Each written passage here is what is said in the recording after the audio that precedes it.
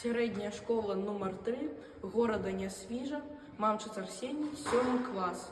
Людмила Сапон, беларуская жанчына.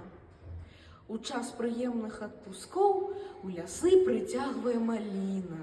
У Беларусі шмат дароў, але галоўны з іх жанчына. Яна палёў і дніў краса, сінь васількоў і траў духмяных. Яе пшанічная каса — узор палотнаў палатняных.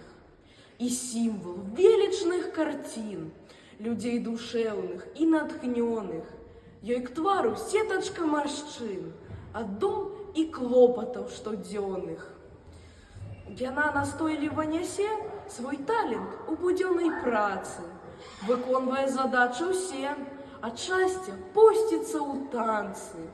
Яна — ахоўнік ачага, паўночных зорак у небе зянне, сям'і настаўнік і слуга, і ўзор бязмежнага кахання.